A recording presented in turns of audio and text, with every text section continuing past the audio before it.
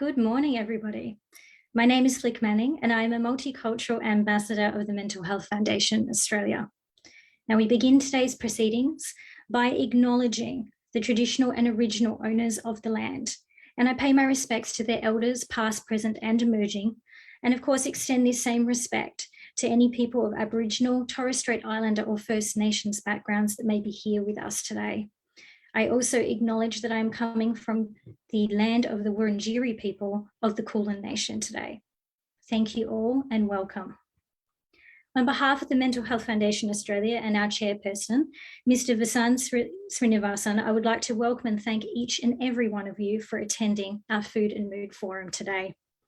National Mental Health Month is an initiative of the Mental Health Foundation Australia to advocate for and raise awareness of Australian mental health as a community. The National Mental Health Month is actually unlike any other mental health awareness campaigns that you may see or hear of. It aims to bring all Australians together in a nationwide conversation about mental health, and we aim to maintain this conversation for the duration of the month and beyond with a series of very targeted events about mental health for different communities and industries across the board. National Mental Health Month is a program that the Foundation is extremely proud of, and we intend to reach out to and educate as many Australians as possible about the important topic of mental health to help us to reduce stigma and to increase non-judgmental discussion about this incredibly important subject as well.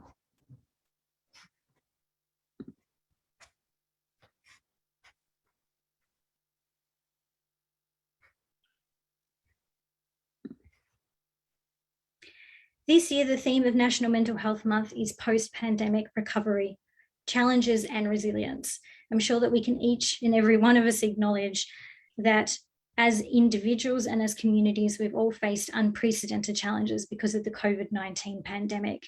And we can also acknowledge that going forward, as we move on that road to recovery, that there will be many challenges and the need for resilience and very targeted understanding around mental health.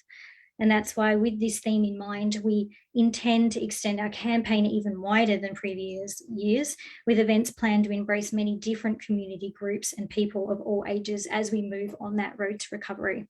So for any of you that may be tuning in today who want to follow along with this particular campaign, I would suggest that you get on board with our wonderful hashtag, which this year is resilience and recovery. So anyone using social media today, the hashtag again is resilience and recovery. And we encourage you to use that, and of course to have discussions wherever you can, whether it be at home or across social media, about this important topic of mental health, because it's never been more important, with 1 in 5 Australians experiencing mental health issues, especially now with COVID-19. So with all of that said, please join us in celebrating the Mental Health Foundation of Australia by viewing this short video. Hi everyone, I'm Vasan Srinivasan, Chairperson of the Mental Health Foundation Australia. It's a privilege to lead this wonderful community-based mental health organisation in its 91st year of establishment. The MHFA has grown strength to strength over the past few years. With Victorian Mental Health Month in 2018, the National Mental Health Month occurring in 2019, 2020 and this year in 2021. Last year, COVID-19 did not stop us from achieving our National Mental Health Month campaign.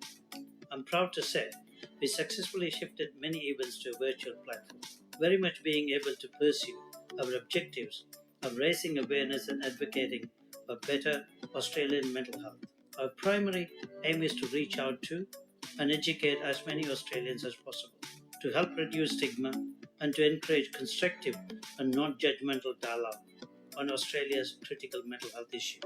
A highlight of last year's campaign was reaching out to 100,000 Australians all across the country for our National Walks for Mental Health, both virtually through our MHFA app and physically in some states. What a grand success that was. In 2021, with pandemic still affecting many of us, we decided not to give up once again, curating a carefully chosen blend of virtual and physical events for Australians to participate in. This year, we have a new and improved MHFA app, giving people the opportunity to participate in National Mental Health Month from the palms of their hands.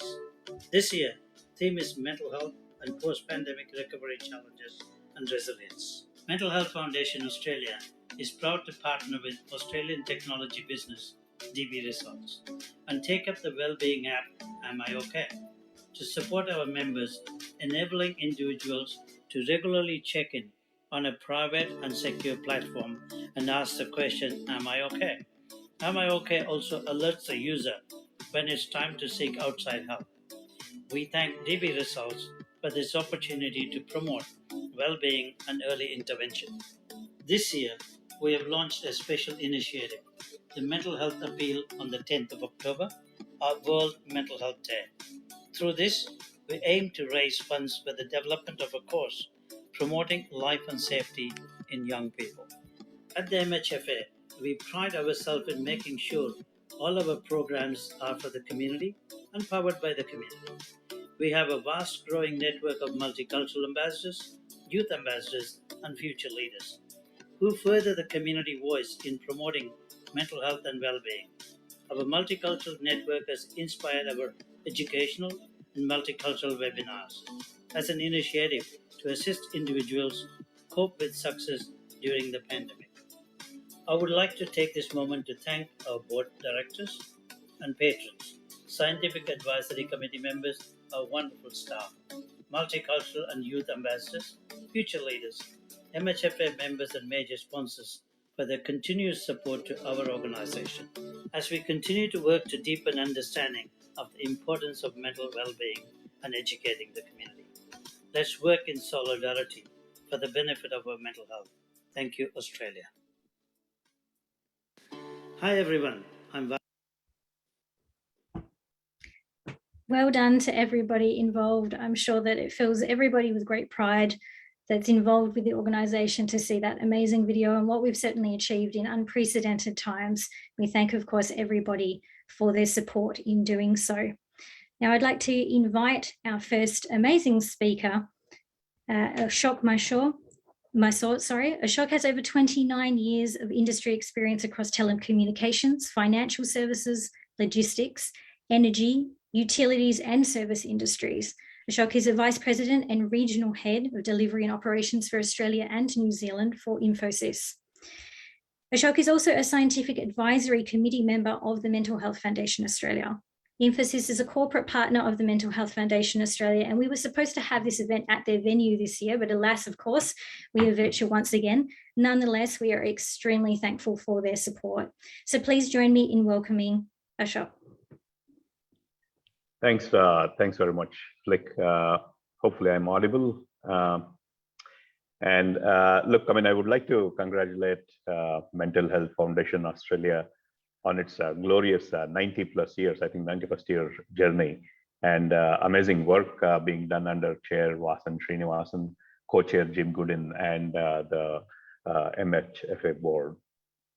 It is my pleasure and privilege to take part in this important journey of raising awareness and trigger a nationwide conversation, as Flick was mentioning, to reach out and educate society on the stigma and non-judgmental discussions about mental health. Health and well-being is, paramount to the success of, I guess, all entities, be it an individual, a family, a community, or even at a country level. Today, we all work in very high-pressure environments, and an unprepared mind is a well-recognized risk factor for mental health problems. Depression and anxiety have a significant economic impact.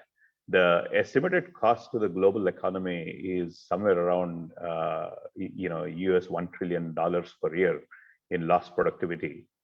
And when we look at Australia itself, despite an $18 billion investment to deal with mental health well-being, the fact is that the economic impact due to mental ill health is about $51 billion. We have a common and superficial knowledge that from vitamins and minerals to healthy fats and fiber, all nutrients play a role in brain health and function.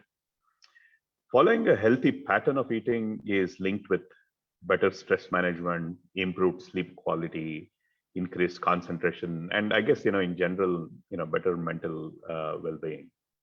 There are strong correlations between a diet and mental health problems, diet and depression. And mind-body well-being for mental illness. We have heard about interventions around yoga, meditation, and other things, but a good diet is a core part of it. I read somewhere, a really good analogy. Like an expensive car, your brain functions best when it gets only premium fuel. So eating high quality foods that contain lots of vitamins, minerals, and antioxidants nourishes the brain and protects it from what's called as oxidative stress. And multiple studies have found a correlation between a diet which is high in refined sugars and impaired brain functions, and even a worsening of symptoms of mood disorders such as depression. What's interesting is that for many years, the medical field did not fully acknowledge the connection between mood and food. Today, fortunately, the burgeoning field of nutritional psychiatry is finding there are many consequences and correlations between not only what we eat, but how we feel and how we ultimately behave. I believe majority of workplaces have an awareness of it and how to actually deal with mental ill health. At Infosys, as part of our health assessment and lifestyle enrichment programs, we run, yoga, meditation sessions every fortnight. There's personal trainers who come in there. There's frequent formal and informal discussions with qualified psychologists. But a core part of this is also we have dietitians who actually come and advise our employees. We've partnered with Virgin Pulse, a dedicated well-being app for employees to create habits that matter so that they can be at their best, both at work as well as at home. And a diet is a big part of these initiatives and engagements. There are many psychological, social, and biological benefits of eating meals with other people, and this is a known fact historically. It actually gives us a sense of rhythm and regularity in our lives, a chance to reflect on the day and feel connected to others. Given that we are coming out of lockdowns, and as Flick mentioned, in the post-pandemic times to come, I would implore everyone to spend time with family, friends, and colleagues to have a bite of healthy meal. On behalf of Infosys, I would like to thank MFHA for providing this opportunity to partner and promote mental health awareness. What we eat doesn't just affect our physical health, it also affects our mental health and well-being. As it is said, you don't need a silver fork to eat good food. We have a distinguished line of speakers today to discuss and further explore this very topical subject on food and mood and its correlation to better mental health. I am looking forward to hearing and learning about it all. So thank you so much, and back to you, Flick. Thank you so much, Ashok. That was really, really interesting, and I completely echo with your sentiments around the importance of nutrition in terms of our mental health as well. Thank you so much, and of course, thank you to Infosys as well for the support and recognition of mental health and its importance in the workplace and in the wider community as well. I would now like to invite Nikki Tepper, MindStep Coaching Services Manager, Independent and Assisted Living at Australian Unity. Nikki manages the MindStep and Healing Mind services at Remedy Healthcare, working with a team of mental health coaches who provide telephone-based low-intensity cognitive behavioural therapy to people with anxiety and depression symptoms. Now, previously, as an accredited practicing dietitian, Nikki worked with people with chronic physical health conditions, coaching them towards sustainable lifestyle modifications.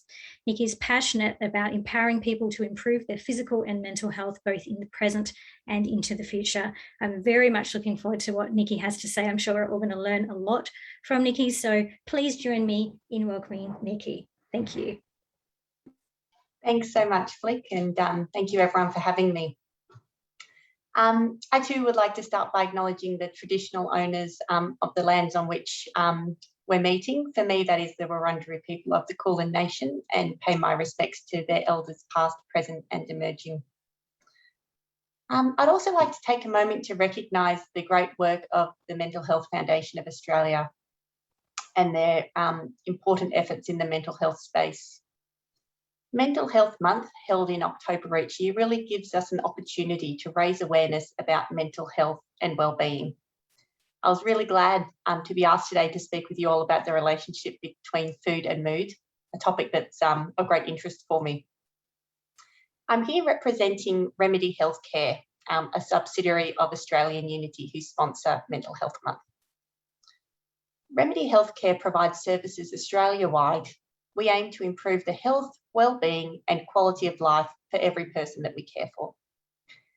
I'm fortunate enough in my role to be managing two mental health programs run by Remedy, MindStep and Healing Minds. I also have a clinical background as a dietitian, which is why I think I was plucked to talk today. It was back in 2016 that Remedy launched the MindStep program to deliver telephone-based CBT to people experiencing anxiety and depression. MindStep was the result of a global search for best practice interventions to help people in these situations. And over the past 6 years, we've helped thousands of people to improve their mental health. The goals of the program is really to work with people to articulate their concerns and then learn strategies to work through them, with the idea that the tools and tips that they learn can help with their low mood and high stress in future situations as well. MindStep has had some academically published results showing pleasing outcomes to date. And last year in 2020, we launched Healing Minds. It's a social and emotional wellbeing coaching program specifically for Aboriginal and Torres Strait Islanders people. Still in early days, but results are promising, and feedback from participants is that it really is a safe and welcoming place to discuss issues that are important to them. This year, Remedy announced 2 new mental health partnerships with the Tasmanian and the North Coast of New South Wales primary health networks. This was to deliver our MindStep and Healing Minds programs for people in those areas. This means that we can now provide our programs at no cost to people in those regions to help with the prevention of more serious mental health concerns. When I was working as a dietitian, it was my job every day to speak to people who wanted to improve their physical health. I was so motivated when I first graduated because I had a lot of really good information to share with people about nutrition and exercise. I was just keen to get out there. But it didn't take me very long to realise that most of the people I was working with didn't actually need the information. They knew most of it. The stumbling block for them was motivation and strategies for managing difficult situations without turning to food or letting their exercise routines slip. The more I was working, the more I just found that I couldn't get away from this link between emotional health and eating. And that's why when an opportunity came up to have some training in mental health coaching, I took it up and have moved my career in that direction ever since. It's my strong belief that if people can get appropriate mental health care and support, they're in a better position to tackle their physical health concerns. And it's a privilege that through our Remedy Healthcare coaching programs, we can help people with both. But then, of course, it's a chicken and egg situation because there's so much fascinating research about how healthy lifestyle can lead to improved mental health. And, for that reason, I'm so excited to, hear what will be presented today in some really exciting new research areas. So in closing, I'd again like to recognise and commend the work that the Mental Health Foundation has achieved and mention again how proud Australian Unity is to be associated with the foundation. We are a company founded on social values and community contribution and are committed to continue to build and promote positive mental health strategies. Thanks. Brilliant. Thank you so much, Nikki. Very, very interesting and absolutely brilliant, some of the work that obviously yourself and your teams are doing on the ground to provide appropriate mental health care to people that really, really need it. So absolute hats off to you and thank you for joining us today as well to share what you're doing. Okay, I would like to now invite Professor Felice Jacka, Director of the Food and Mood Centre at Deakin University. Professor Jacka is Director of the Food and Mood Centre and founder and President of the International Society for National Psychiatry Research. She's been responsible for the development of a highly innovative field of research establishing diet and nutrition as of importance to common mental health disorders. Professor Jacka's current research focuses closely on the links between diet, gut health, and mental and brain health. This work is being carried out with the ultimate goal of developing new evidence-based prevention and treatment strategies for mental disorders. Very exciting stuff. Please join me in welcoming Professor Felice Jacka. Thanks so much. And hi, everyone. It's a great pleasure to be here with you today. I'm going to share my screen so that I've got a few slides for you. And hopefully there might be a bit of time at the end for a few questions. So let me just minimize myself. There we go. So as noted, I'm head up the Food and Mood Centre at Deakin University, which is part of the larger Impact Research Institute. Our Food and Mood Centre is unique in the world in its focus on nutritional psychiatry research, and we've really led this field internationally since its inception just over a decade ago. So the context for this talk is that of mental disorders, particularly depression and anxiety, which is depression is the big blue blob and anxiety is the red one. These are called the common mental disorders, as the #1 leading cause of disability worldwide. What people often don't recognise is that there's been no new pharmaceutical treatments for depression for decades, and the treatments we do have are not are really only helpful for a proportion of people. What's also important to understand is that half of all mental disorders start before the age of 14 years. And so it's really important that we start to identify factors that we can modify that may help us to actually prevent these disorders starting in the first place. Now, when we think about risk factors for mental health problems, there are many, many different risk factors. There's never just one, and it's different for everyone. Certainly genetic factors can play a role. Life trauma, early life trauma in particular, life stress, poverty, disadvantage. These are all things that are known to be important contributors to the risk for mental health problems, but they're also, of course, quite challenging to change in many cases. So understanding that lifestyle factors, and here we're going to focus particularly on diet, are risk factors for mental disorders, and of course things that we can modify right from the start of life, is actually very, very powerful. Now, along with mental disorders accounting for the leading global burden of disability and affecting individuals, their families, communities, and of course the public health system and purse, we know even more alarmingly that our large industrialised food system is now the leading cause of global illness and early death. So right across the world, obesity now kills more people than underweight. And the cost of the industrialised food system to both human health and the planet, the environment, is upwards of $12 trillion every single year. Now, the fact that these two things are linked is really critically important, and that's what this new field of nutritional psychiatry tells us. So when we talk about poor diet, what are we talking about?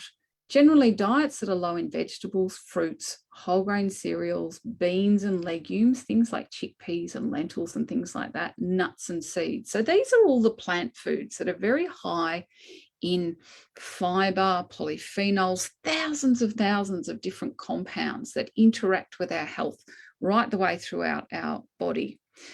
But also diets that are high in red meat, processed meat, added sugars, sugar-sweetened beverages, of course, trans fats, sodium, ultra-processed foods, the foods that really are not what we recognise as food, they're products, and of course they account for a huge amount of ill health around the world.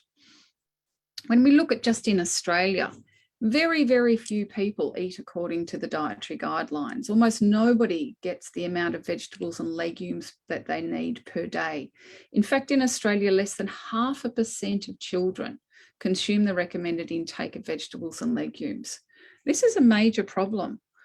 We also know that young people in Australia are eating very badly, just as they are across the world, but they're having on average 7 serves of junk food a day. So knowing that mental health and diet are linked at every single life stage is really critical. So we see this right from the very start of life, what mum eats during pregnancy, what children eat in the first few years of life, what people eat in the main part of their lifespan, and then at the other end of life, as people age and their brain starts to age, what they eat seems to play an important part in whether or not they go on to develop depression at the other end of life. And what we see, these associations exist over and above all these other really important factors that we need to take into account. So things such as people's income and education, how physically active they are, whether or not they smoke. Very importantly, people's body weight. People think that maybe this is because people who eat badly have a higher body weight and that contributes to mental health problems. Well, that it's certainly not as simple as that, and the link between diet quality and mental health exists quite independently of body weight. I think that's a really important thing to remember.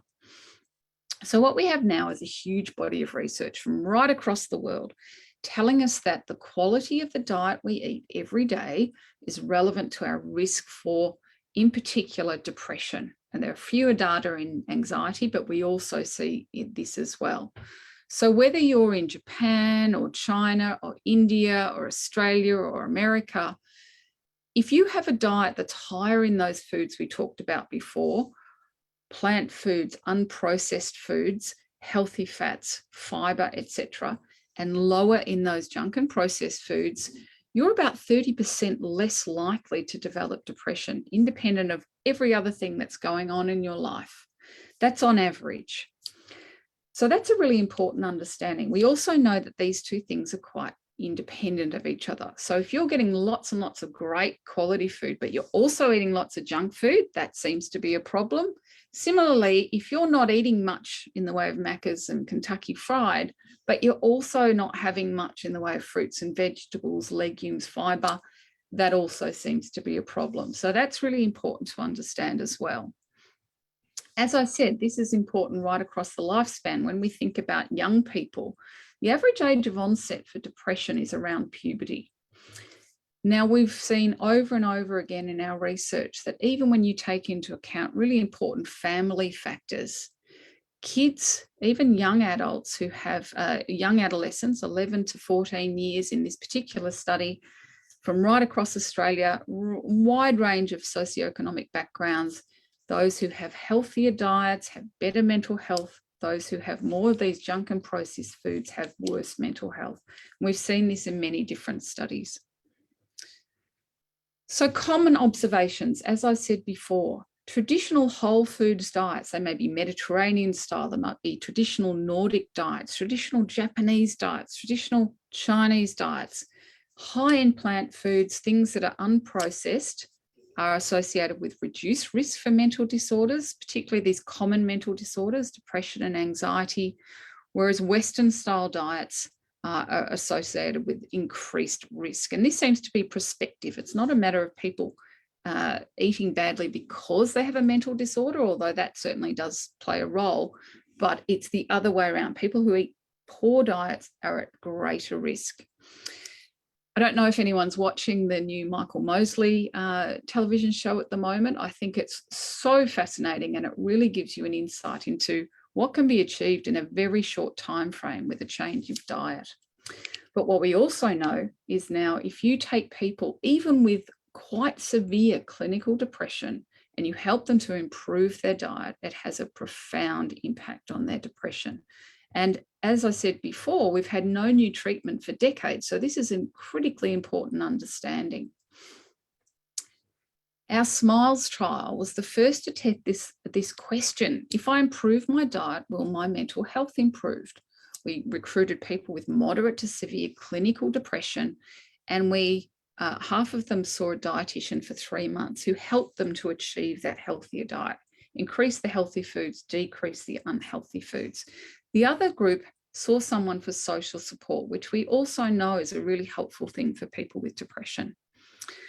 The diet was based on a Mediterranean style diet with all these healthful foods, and also the Australian dietary guidelines. It wasn't a magic diet. It wasn't a particularly difficult diet. It was designed to be very easy to do. And you can see here, these are just some of the sorts of suggestions that people were given that didn't cost a lot. They didn't take a lot of time and effort, but diet. And we saw that there was a very profound impact on people's depressive symptoms, such that about a third of people in the dietary group actually went on to have a complete remission of their depression. We've heard from many people saying that this had a really profound life-changing effect on them that they've sustained many years later. When you think about these sorts of foods, I think people often believe that they're very, very expensive, you know, fancy sourdough breads and beautiful extra virgin olive oil and fresh fish, etc., etc. These things can be really pricey. But we showed that with our diet, it was actually cheaper than the junk food heavy diet people were eating when they came into the study. And we emphasised here things like tinned beans, dried beans, frozen veggies, tinned fish. These are all perfectly fine and enable you to achieve this sort of diet improvement without spending a lot of money. In our centre, we're very focused on the gut-brain axis, or what we call the microbiota gut-brain axis, because we think that a very important part of the link between what we eat and our mental and brain health actually happens through our gut, which is a really fascinating new insight. We have 100 trillion organisms that live on us and in us. And in fact, nearly all of our genetic material is actually non-human, which is a bit strange. The microbiota in our system, in our gut, their primary role is to break down those plant fibers and the plant compounds that our human enzymes can't break down. When they do that, they release all of these different molecules throughout our system. And that really profoundly affects our immune system. In particular, 70% of our immune system is believed to happen in the gut. Every cell in our body, the way our genes express themselves, our body weight, our metabolism, but also very importantly, our brain health. And of course, when we think about the factors that affect our gut microbiota, where we live, whether we live on a farm, whether we have pets, aging, all of these things affect our gut microbiota, but probably the most important thing is our diet. And we can change our diet very quickly, and we can change our microbiota very, very quickly within hours by changing our diet. Happy gut microbiota food, it's happy brain food. Plant foods that have lots of fibre, lots of polyphenols, and also fermented foods. We're increasingly understanding that things like kombucha and tempeh and sauerkraut and kimchi and these kefir, yogurt, these all have very valuable things in them that we think are going to be very useful for mental and brain health. And this is some of the research that we're doing at the Food and Mood Centre. So think about traditional dietary patterns. Enjoy lots of fruits, vegetables, legumes, whole grain cereals. Diversity is really important. The more diverse your gut microbiota, the more strong it is. It's like having a very diverse ecosystem where everything works together. And unfortunately, Western diets lead to very low diversity microbiota. This is linked to all sorts, everything from cancer right through to how we age, frailty, cognitive, our brain's ability as we age. Try to limit highly processed foods. Try and eat plant foods every meal and snack. Try and change it up. And start small with sustainable changes. And again, have a look at this Michael Mosley show that's on at the moment. It has some great ideas on it. So we know that diet has links with mental and brain health right across the lifespan. It's modifiable. It's very important for your gut health, which influences every other bit of your physical health and your mental and brain health. And we need to be aiming for whole foods. They don't have to be expensive. And they can be prepared at the beginning of the week, a big crock pot full of soup, whatever you do, but just try and switch around foods to improve the quality of your diet. Don't worry about your body weight. This is not a weight loss diet. In the SMILES trial, the average BMI of participants were 30. That didn't change, and yet people had a major impact on their mental health. Important to note, there's been other studies since then that have shown exactly the same thing. Our Food and Mood Centre program is very broad. We look right across the lifespan. We look right down at detailed molecular mechanisms, right up to these big public health interventions and trials. And we do a lot of education and training as well. Our work has informed the new Royal Australian New Zealand College of Psychiatrists clinical guidelines for the treatment of mood disorders. So this is depressive and anxiety disorders. For the first time in the world now, our clinical guidelines say that if someone has a depressive illness, the first thing that the psychiatrist should do is to work with them to improve their diet, increase their exercise, improve their sleep, and cease any medications or substances that could be having an impact on their mental health before you move on to other things. This is really key. We think it's the first, but it will probably be certainly not the first. It will be adopted around the world. One of the reasons for this, not just because these factors, diet, exercise, and sleep, affect our mental health, but it's also that there's an average 20-year mortality gap between people who do and don't have a mental disorder. And it's not because of suicide, which people think. It's generally because of cardiometabolic diseases, obesity, diabetes, these sorts of issues.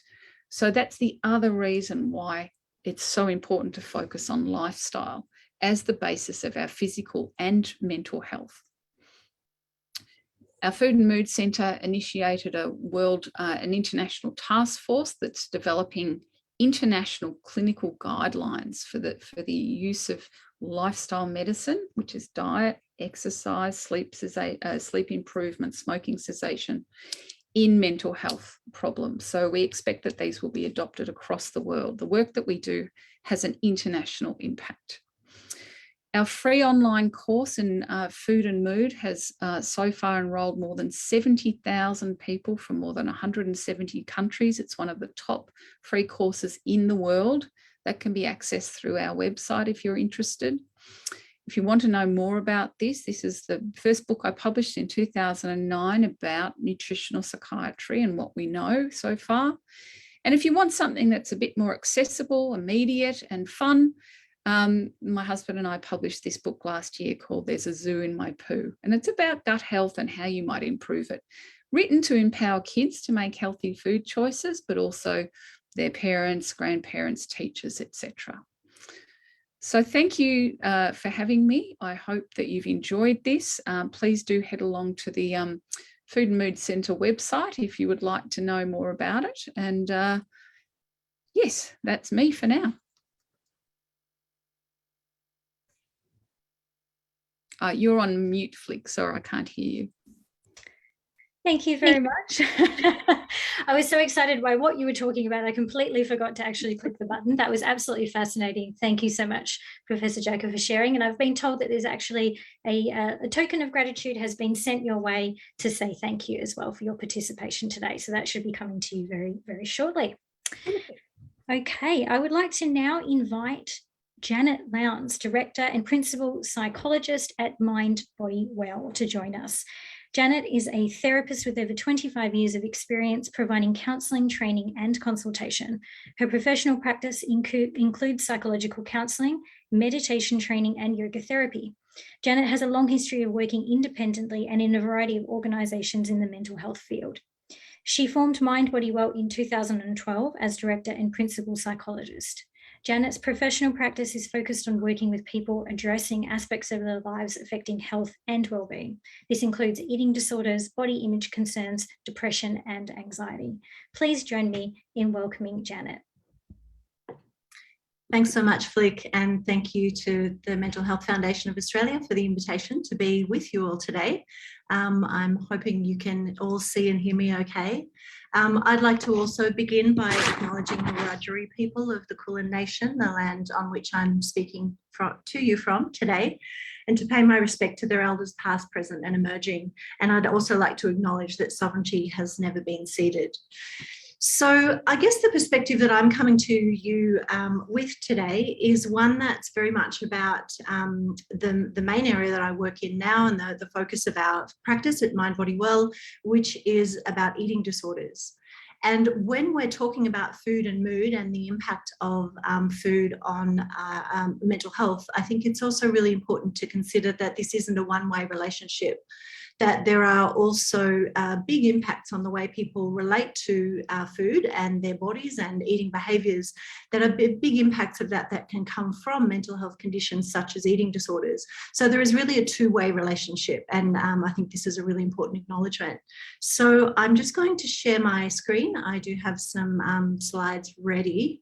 So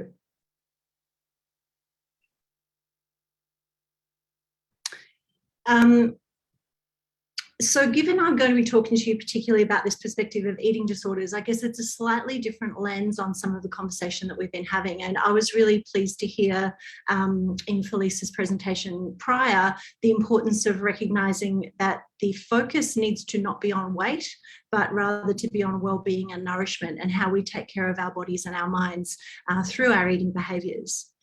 I would, however, like to put my part of the presentation into context with some statistics. And these statistics are a little sobering. They may also be a little triggering for people who are listening, who come from their own lived experience of having eating disorders or significant eating and body image challenges. So at the very end of my presentation, I'll also have some suggestions for organisations that you can reach out to and contact for support if you feel that that would be helpful after the presentation today. So in terms of statistics, we know that the number of people with an eating disorder in Australia in 2015, which was the last time we've actually had any significant data, that was estimated at around 4% of the population, or around 1 million people. Anyone you talk to, anecdotally and experientially in the eating disorder field, will say that that number has very significantly increased in the period since 2015. In that research from 2015, 47% of the people found to have an eating disorder had binge eating disorder, which is a really important acknowledgement because binge eating disorder is the most common eating disorder.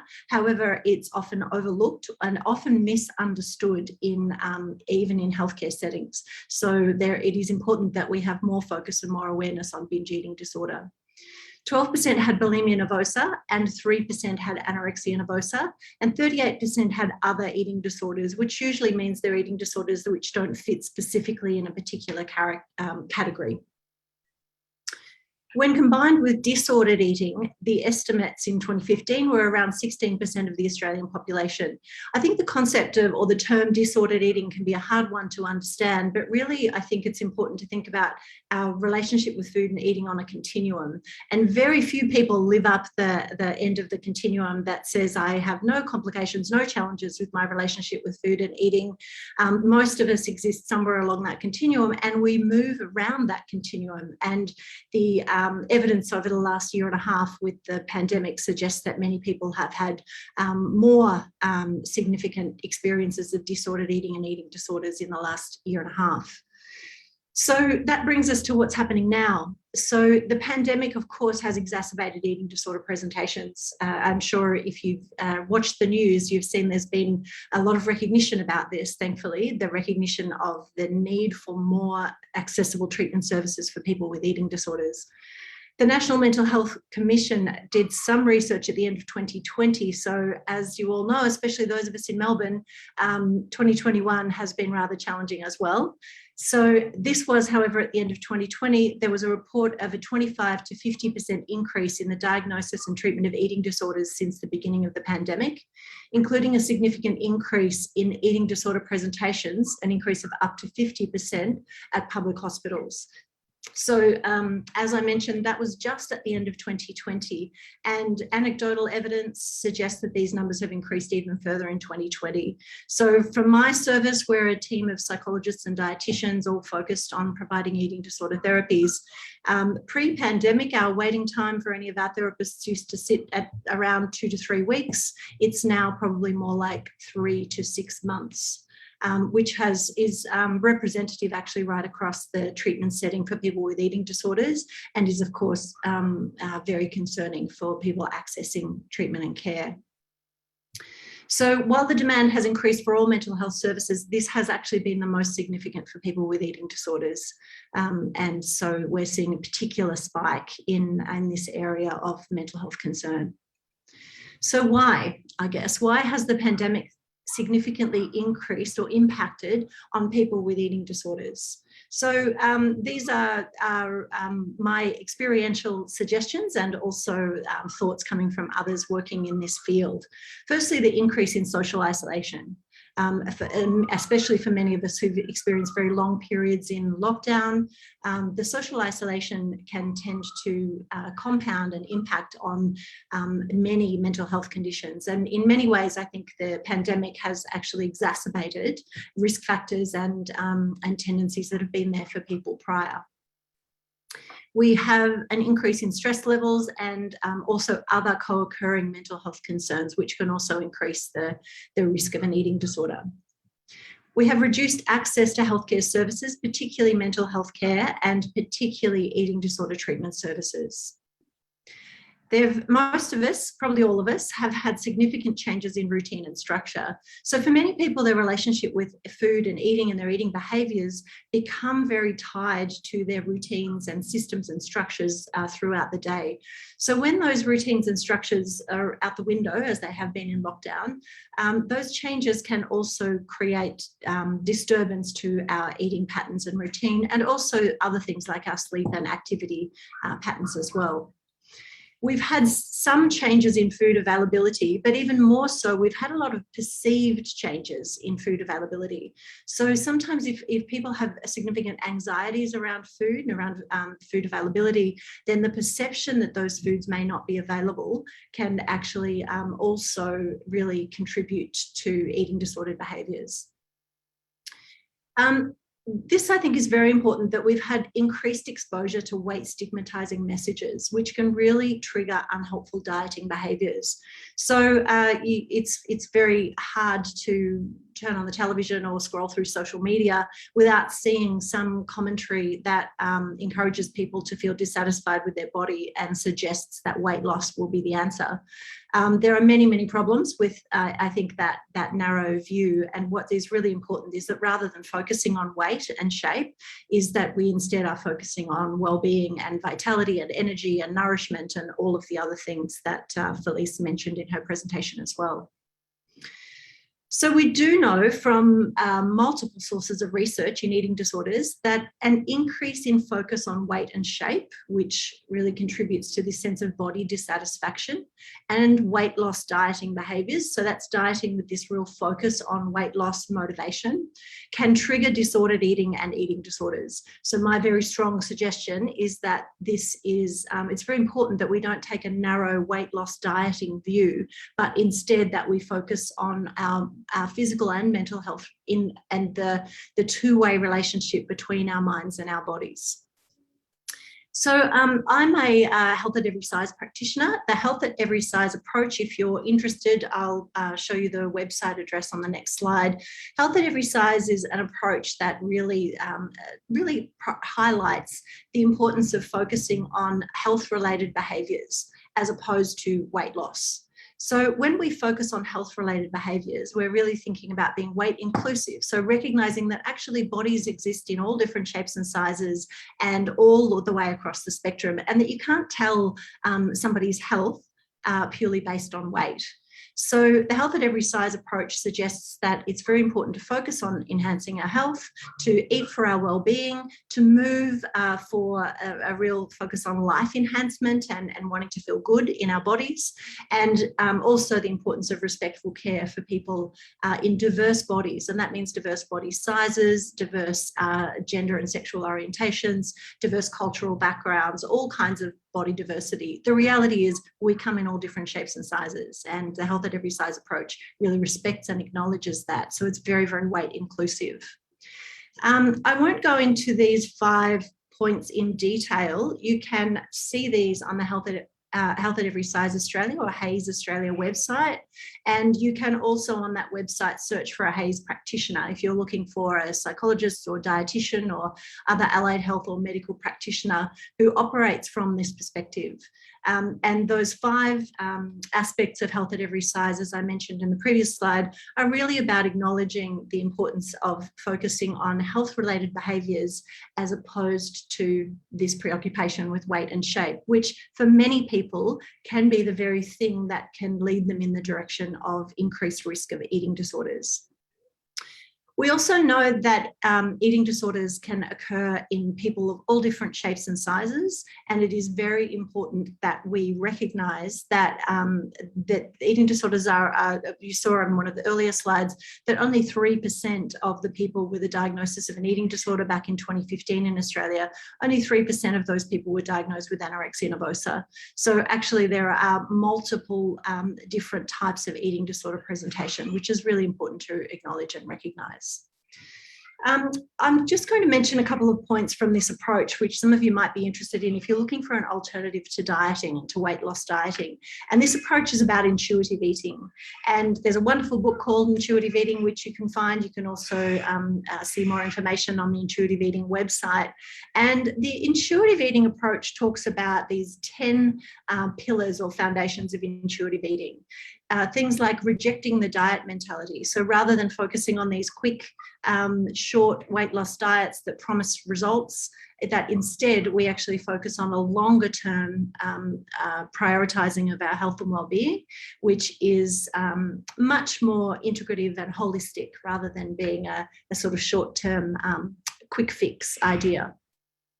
That we find ways to make peace with food. And I know for some people you might be seeing these points and thinking, gosh, that sounds really difficult and really challenging. So again, I would suggest that if you have a recognizing that you do have a very complicated relationship with food, that there is that these points seem very challenging and out of reach right now, then I would really recommend looking for a practitioner who can help you through these things.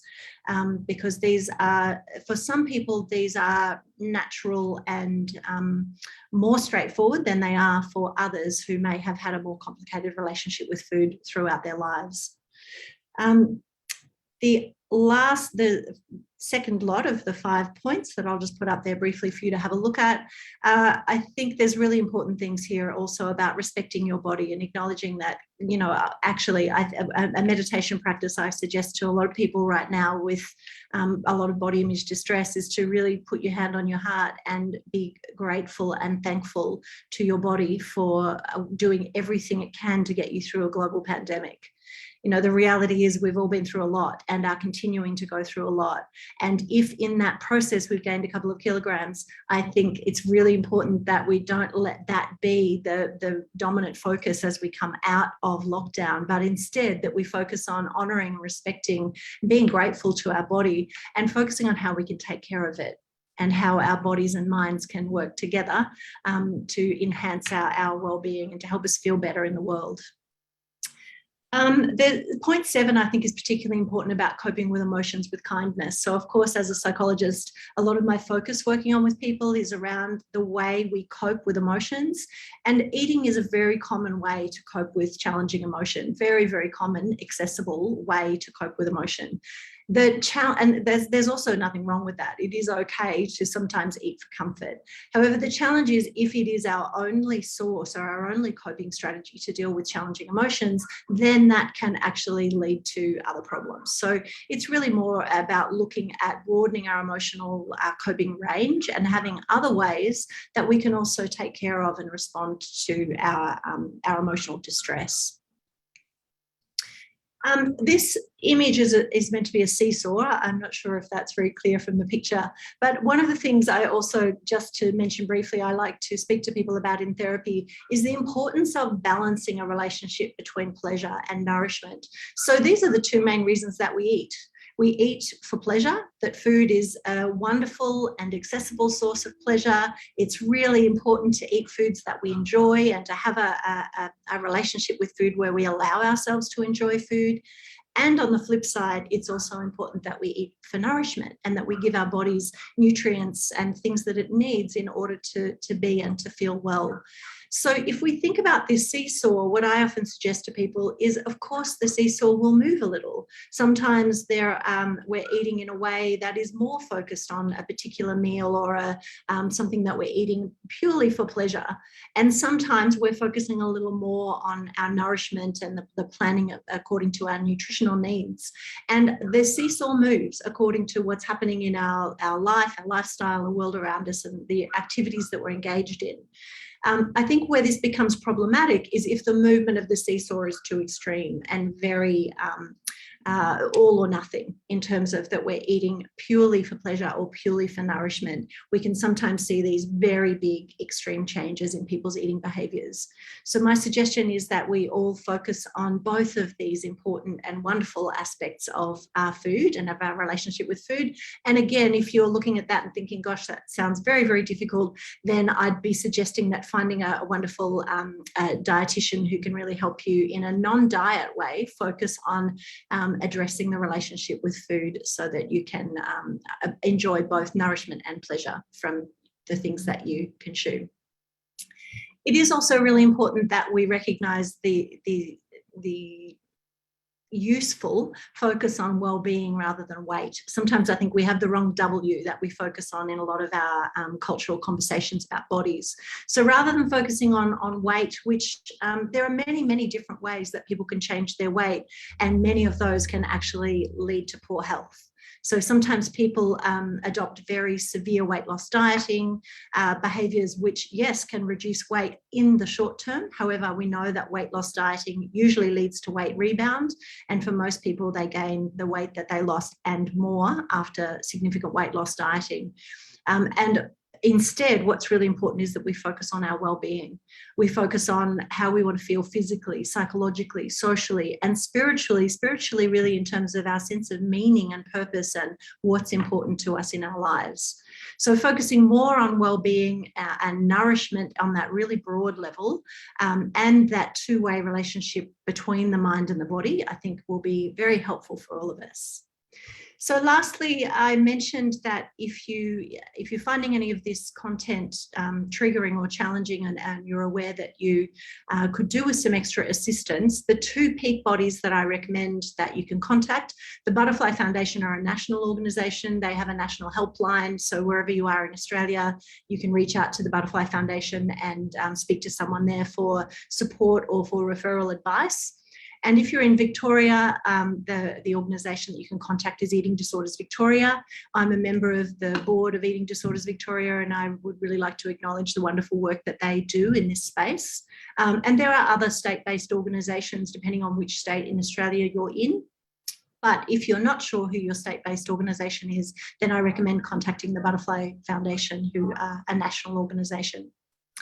So I'll stop my share there, and I'd like to say thank you for your time today and for the invitation to participate in the conversation. Brilliant. Thank you so much, Janet. That was absolutely fascinating. I'm sure that everyone will be clicking on those links and finding out more information. I'd like to also just take a moment to mention that very shortly we will be doing a Q&A with our speaker panel. So if you would like to participate in that, or you've got some burning questions from anything that you have heard today, there is a Q&A box that will appear on your screen. I know a lot of you are typing as well in the chat window. If you've got any specific questions, pop them in the Q&A room. And if we get time, we will certainly include those questions in amongst the ones that we already have to speak for our panelists. Now, I'm actually going to just switch roles for a moment and pop on a different hat and actually come to you now as a speaker, which is what I was originally going to be doing in this presentation, but I've jumped in as the MC as well. So you've got me for a few more minutes. And I just wanted to share maybe a slightly different take, a slightly different lens on the links between food and mood, specifically from the perspective of someone with really lived experience. I'm actually going to be sharing my screen with you as well. So please, of course, pop in the chat window if you have any problems seeing anything.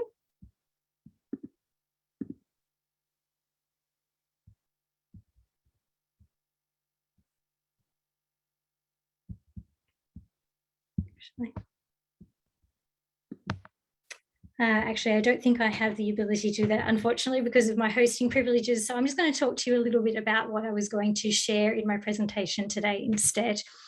Now, I was actually going to talk to you a little bit about my lived experience. As I mentioned, I have got several different chronic diseases.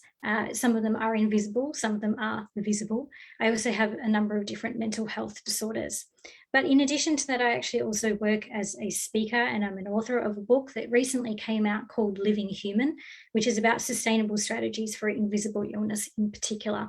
And it's really my life story, effectively, and the lessons that I've learned in really challenging ways about how to cope with a body that doesn't comply with what society and the medical profession considers to be normal, and all the things that I've learned about those links between mood and food and our self-care and general well-being.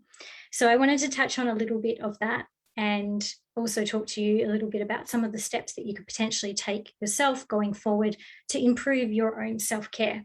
So one of the most important things that I've learned as a neuroplastician, as somebody who works as a holistic health professional, wellness coach, fitness trainer, and so on, is that there seems to be a really severe lack of understanding in general when it comes to the links between mood and food, regardless of whether you have a chronic health condition or not.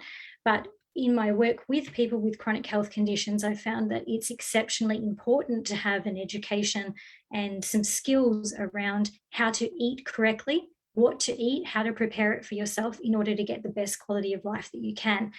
So really, whether you have a health condition or not, this is something that, as I'm sure you can see from all of our other speakers today, I highly recommend looking at what you are consuming and how you're consuming it to get the best quality of life for yourself. I wanted to talk a little bit about my concept, I guess, around the human body, in that I consider it to be a chemical highway. And in a way, it's like we take a drive on that highway every day. We consume and have all sorts of different stimuli that create different reactions within our body. And these are hormones and chemicals in particular, or neurotransmitters. And one of the key things that I learned along the way through my own research, because frankly, there was not anything available for me 20 years ago when I first started going through Crohn's disease, which is an inflammatory bowel disease, which is autoimmune in nature, and very severe condition to have, as well as OCD, PTSD, anxiety, and depression, which all compiled and started basically as I hit puberty. That what we actually consume stimulates different reactions within the body. I think one of our biggest downfalls, unfortunately, as a society, particularly in Western society, is that we carbon copy ourselves. We look at advertising, we look at what the person is doing next to us, we pay attention to what's happening specifically in our family, our friends on Instagram, and we try to make our diet, what we consume, how we exercise, how we look, exactly the same as somebody else. And this, of course, leads to a serious amount of pressure and also a lot of confusion, because sometimes our bodies simply don't react the same way as somebody else's. So I'd like to take this moment to encourage each and every one of us to really embrace and recognize that our body is absolutely individual, from our DNA to our socioeconomic background, our education, the culture that we live in, it's going to be unique from person to person. And one of the best ways that I've learned how to get a great quality of life and to really combat the effects of severe mental health is to really let go of what other people are doing and what it seems to be the general rule of what is normal in the world, and focus in with kindness and curiosity about what my human body needs from me and how I can best give it what it needs to improve my mood, to help with my mental health conditions and my physical health conditions. So to give you some idea of the reason why this was so critically important and how I guess I stumbled to some extent across all of the research I've ultimately then done, is Crohn's disease, for those who don't know, as I mentioned, is an inflammatory bowel disease that's autoimmune in nature, and that means that my body actually attacks itself when triggered. So my body does not function in a more traditional way. It's a very severe condition to have, and as everyone has mentioned so far, so much of what goes on in your gut actually affects your well-being in general. So when you have a disease that exists inside that area of the body, the reactions that your body can have are extraordinarily severe. Everything from widespread chronic body pain all over, headaches, mouth and nose ulcers, constantly getting sick with all sorts of different viruses because your immune system doesn't function in the same way, severe brain fog and fatigue, rashes, skin cracking open. There is just so many things that can come from a condition like that. And that also meant that I couldn't eat food in a traditional way. I went from overnight being able to eat all the normal things that people would consider normal, processed foods and breads and all sorts of things, to suddenly not being able to consume any of that at all because it would give me such severe diarrhea and vomiting, or essentially hospitalize me. So I had to discover that I had food intolerances and food allergies. I had to learn that I could eat things when they're mashed versus raw, or that I couldn't eat certain things at all. It was incredibly complicated. I wanted to mention this because a lot of people with mental health conditions actually also have got chronic diseases or chronic health conditions or pain conditions as well. Quite often mental health can be symptomatic of that. And I must be very clear for anyone that may be triggered by this conversation that your mental health condition is not causing your disease, but they very often work in conjunction with one another.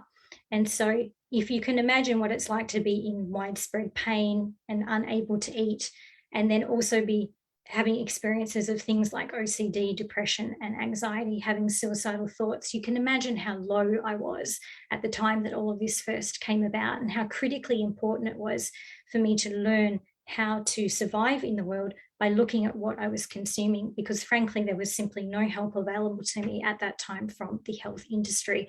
And in fact, a lot of my severe PTSD comes from the inability for the healthcare industry to respect and best treat invisible conditions. And a lot of people listening today and people you know are dealing with these things stigmatized into silence. So it's an important conversation to have.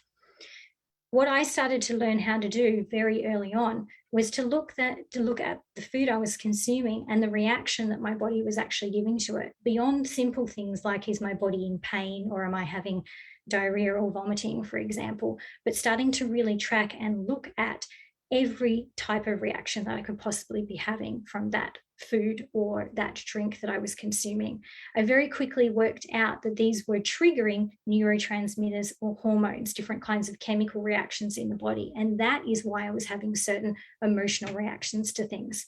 I'll give you a couple of examples off the top of my head here, but we have things like adrenaline. Most people think of adrenaline as being when you're skydiving, something really exciting or something really scary happens, you get a spike of adrenaline. But adrenaline can actually also be released from things like caffeine. Now, while that's all well and good because you feel energized, one of the things that adrenaline can do is actually suppress serotonin, which is our feel good, makes us feel positive and happy, helps us to balance things out. So if you've got mental health conditions and you're having a lot of caffeine, for example, you could be increasing the amount of adrenaline in your body, which activates your fight or flight or your stress reaction, and suppresses your body's ability to produce serotonin, which would then balance that out, which could then lead, unfortunately, to an increase in your feelings or symptoms of anxiety, agitation, frustration, inability to concentrate, and so on.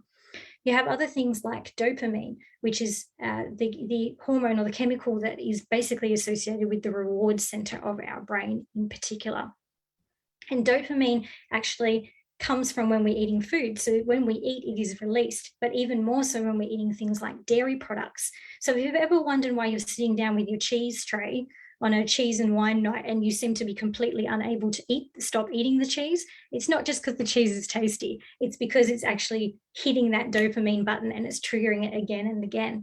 This can be fantastic if you're trying to encourage yourself to learn something positive and new, but it also can be quite addictive and unsustainable if you're tapping into that too often and with the wrong kinds of things.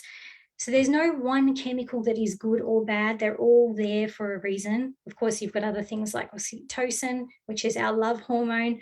You've got things like endorphins, which are commonly released from exercise, from laughing and doing creative things. Of course, you've got cortisol as well, which is a really important one. If you're dealing with chronic pain or high levels of stress, cortisol will be released into your body. And these can also be triggered by like high sugar intake, for example. Every one of these is working in conjunction with one another. And each time we take that ride on that chemical highway, it's important for you to understand that you have more control over it than you probably think, just by looking at what foods you're actually consuming and then working out when they suit you to be eaten.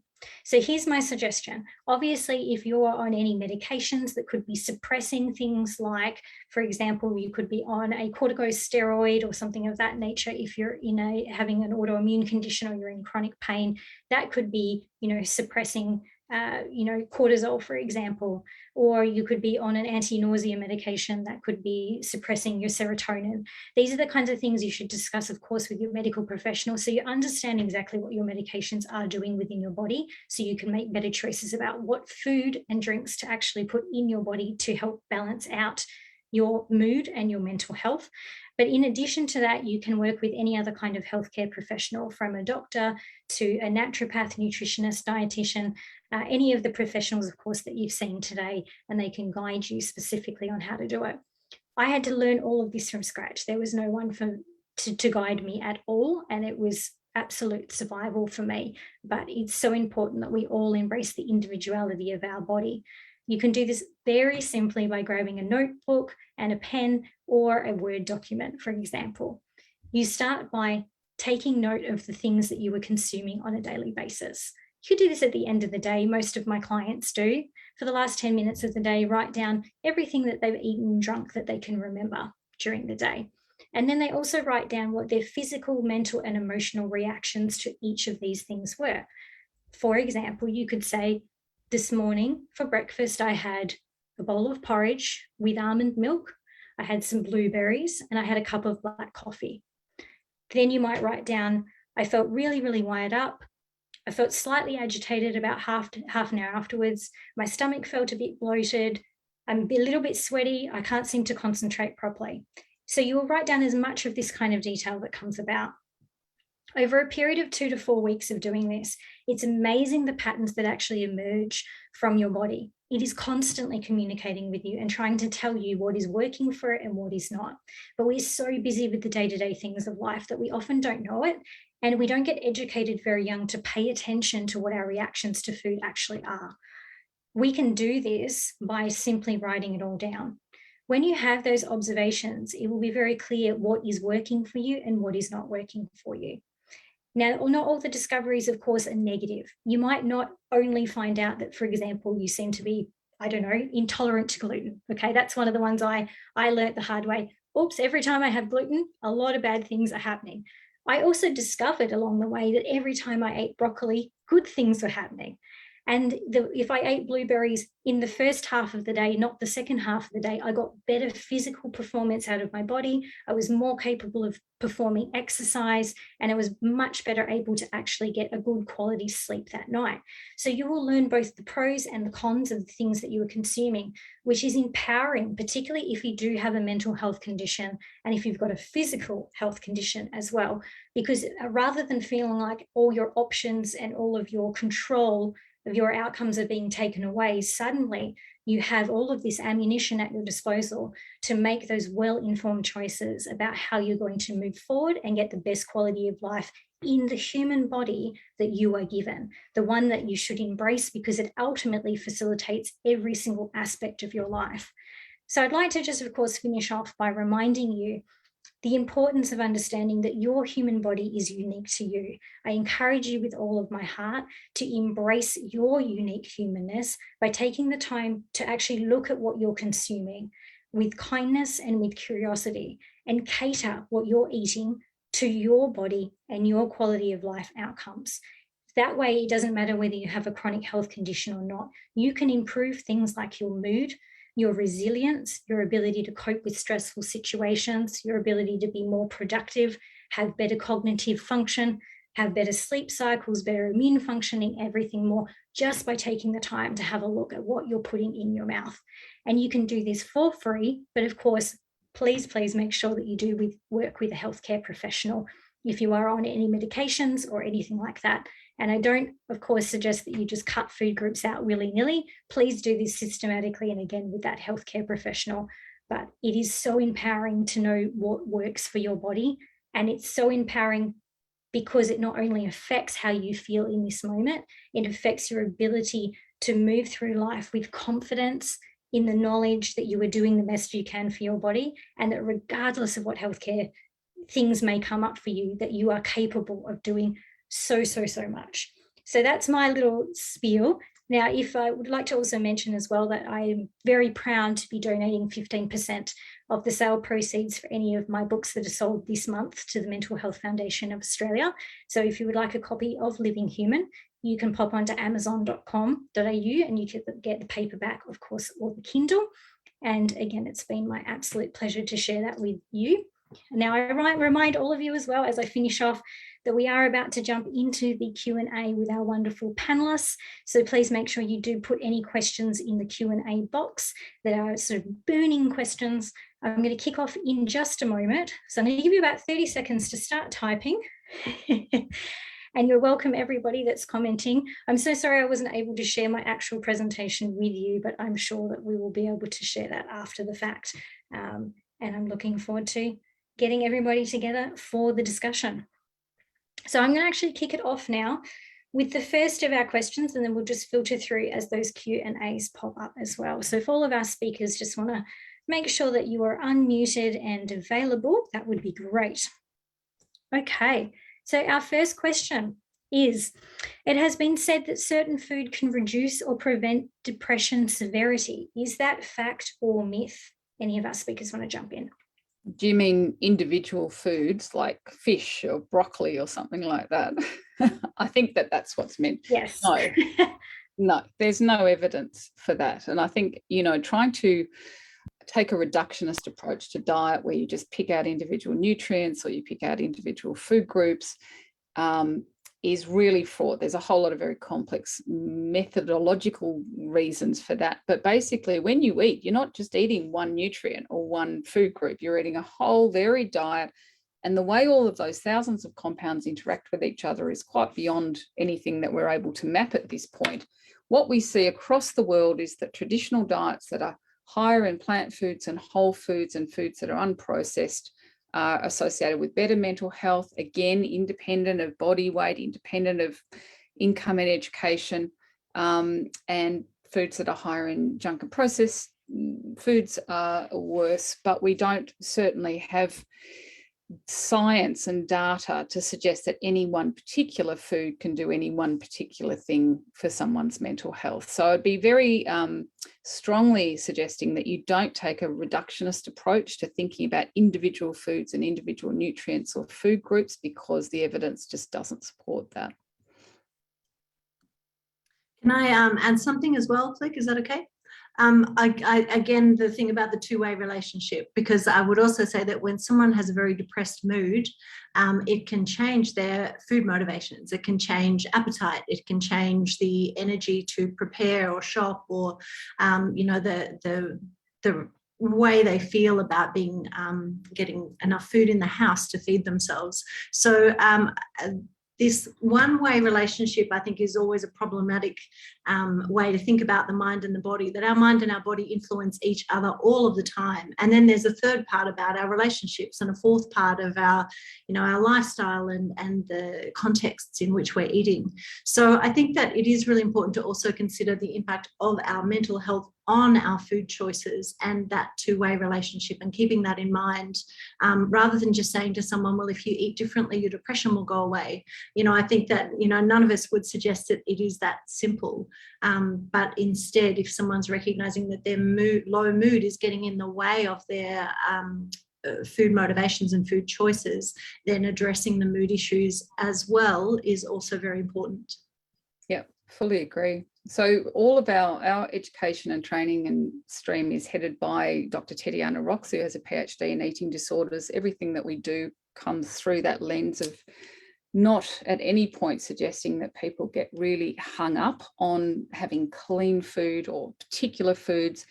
And what at the focus of all of our messaging is that this should not be about individual responsibility or individual behaviours. We need to be pushing for food policy, not just in Australia, but around the world, to address the food environment so that healthy foods are the easiest to access, they're the cheapest, they're the most socially acceptable, which is the opposite of what we have now.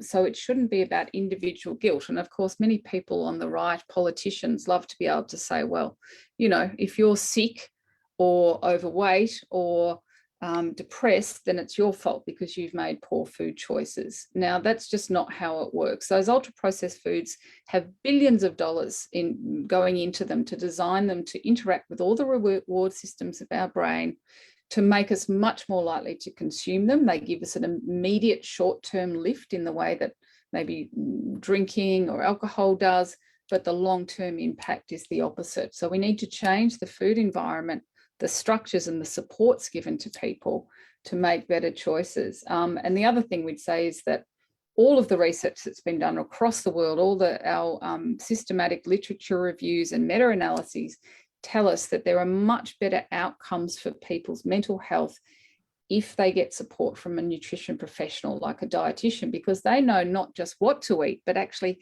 how to gradually move towards that healthier diet in a way that's manageable for people given their particular medical circumstances, and also affordable for people.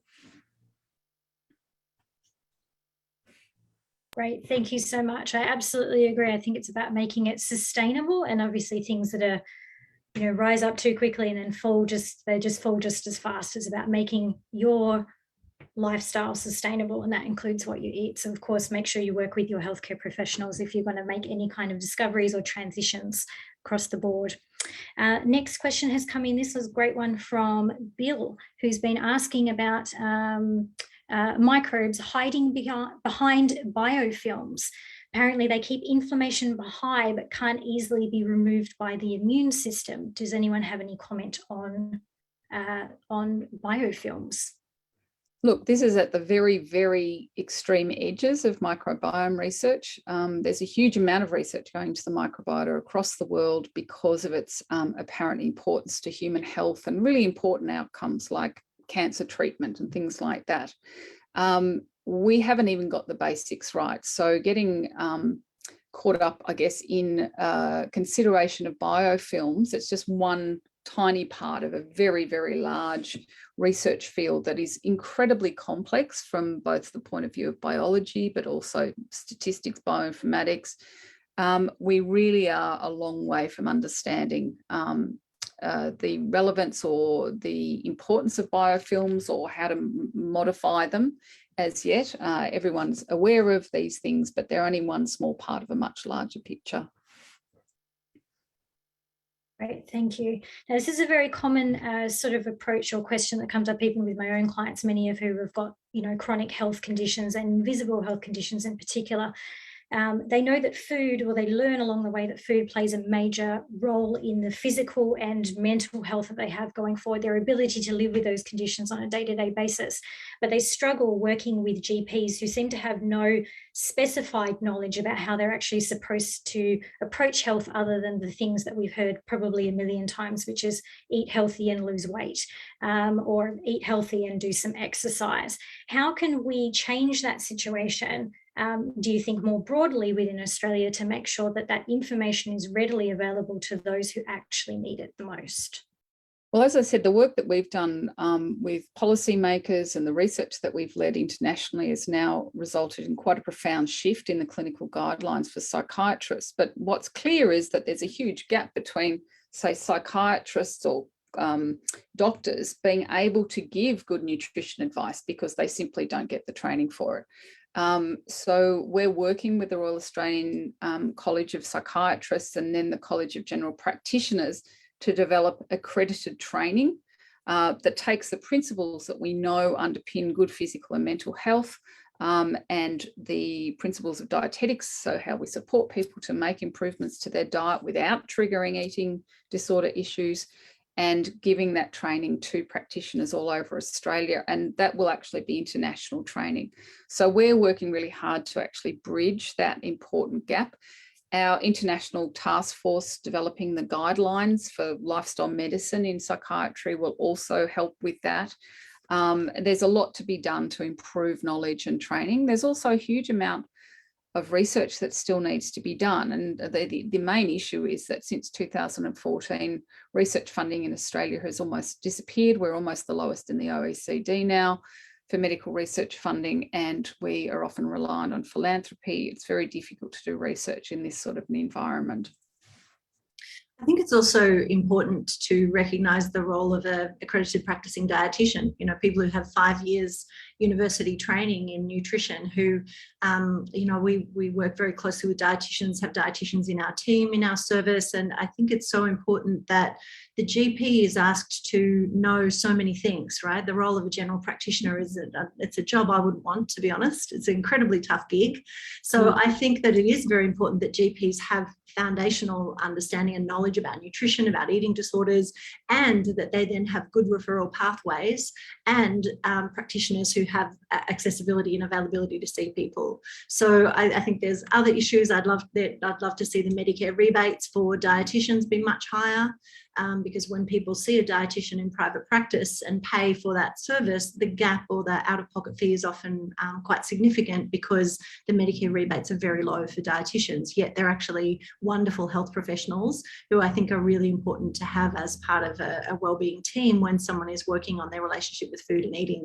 Because as we know, for most people, it's not just about knowing what to eat.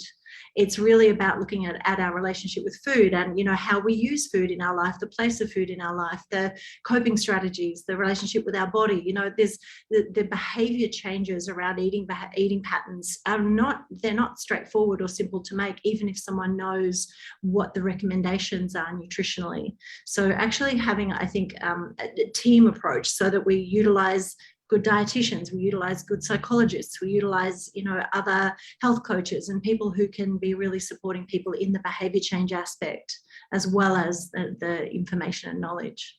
Yeah, exactly. So we've joined with Dietitians Australia last year to put in submissions for policy change to get a Medicare rebate for a dietitian for people and an exercise physiologist as well for people living with a mental disorder, because at the moment when people go to the GP, as well as antidepressants, etc., they can only access psychologist support through the Better Access scheme.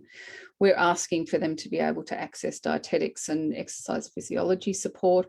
But one thing we're doing currently is a large randomised controlled trial that's supported by the Medical Research Future Fund, where we're looking at dietetic and exercise physiology support as for people with quite complex mental health needs in our large Bowen Health Clinical Service, compared to psychology support, because we want to know, is it at least as good as psychological support? Is it cost effective? And then as part of a big magnet clinical trials network, next year we'll be extending this to a national trial embedded within primary care. So the idea is, okay, if you go to a doctor and you're experiencing mental health symptoms, depressive symptoms, anxiety symptoms, we want to know, is it going to be helpful for you to be able to access this sort of support through a online telehealth? You know, it's group-based so that you have peer support as well, delivered by those dietetics and exercise physiology professionals. And then in the future, we hope that that would be combined with psychological support so that people could have options for all of those. But we need to generate the effectiveness data and the cost effectiveness data first, and that's what we're doing at the moment, both within Victoria and next year in this large national trial. Fantastic. Very, very interesting. Now, the questions are actually just piling in, which is fantastic. Thank you, everyone. Keep adding them. I will try and get it through as many of them as we can. Now, we've got some great questions specifically around good quality supplements, especially at this particular point in time. There's a lot of people that are still just beginning to make their transition out of lockdown. A lot of people are still using telehealth services, which of course you just mentioned as well, for their ongoing health conditions. But without them being able to make those significant next steps of, for example, going and seeing specialists and different types of people for, in-person appointments and getting the ball rolling.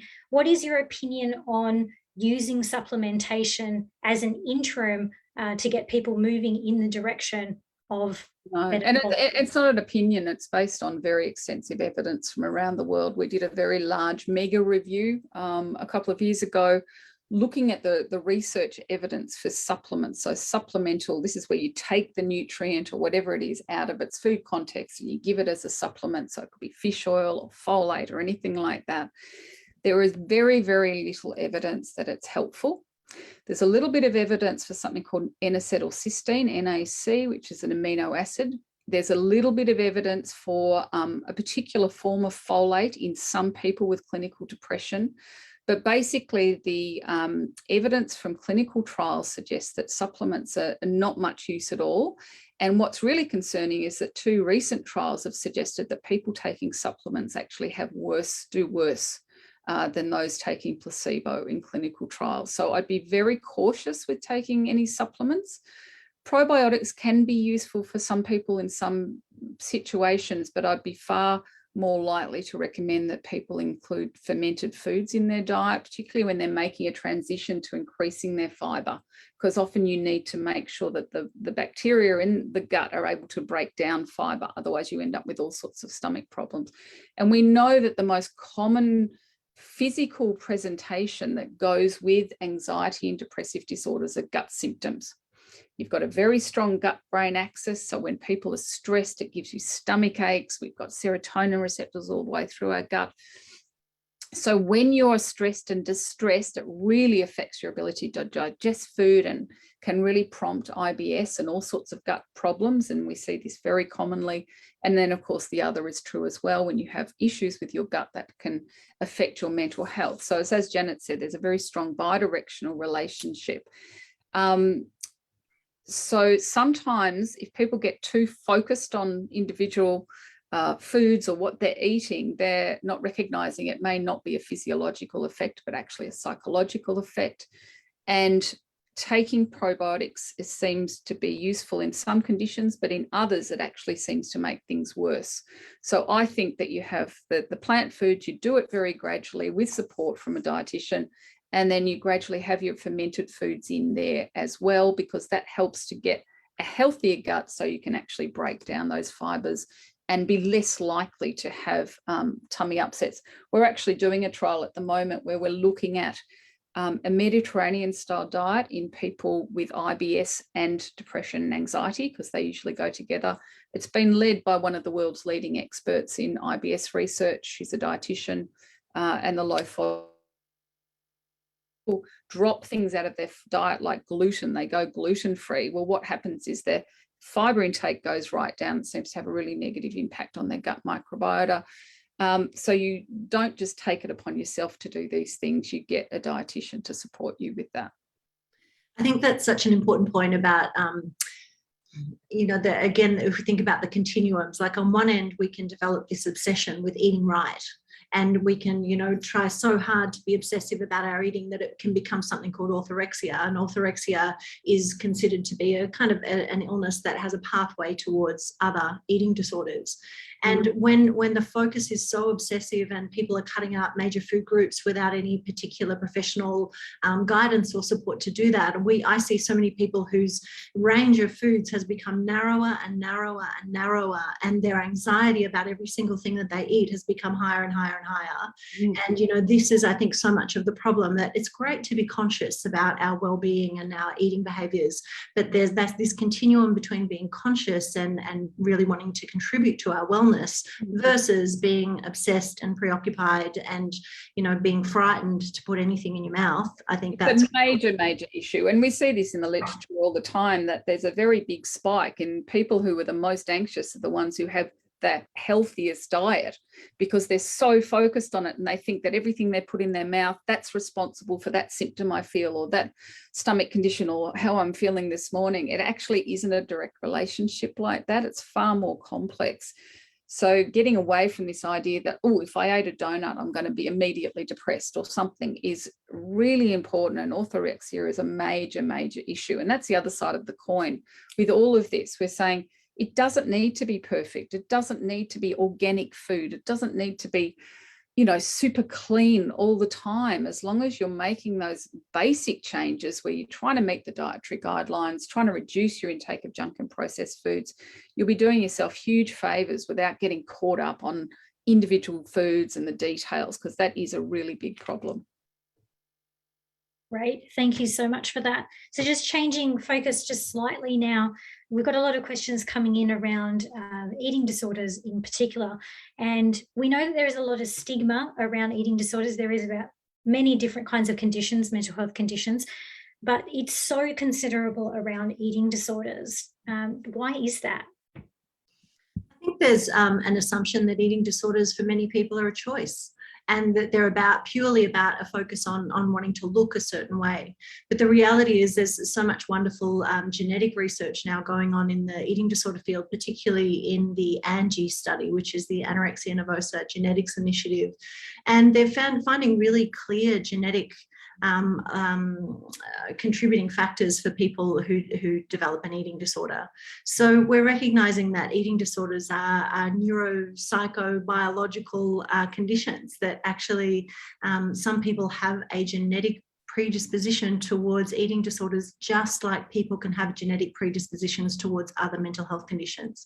So I think a lot of the stigma is around this idea that eating disorders are about choice. They're about wanting to look a certain way. They only happen to adolescent girls who are seeking attention. There's all these myths around eating disorders, which are absolutely untrue.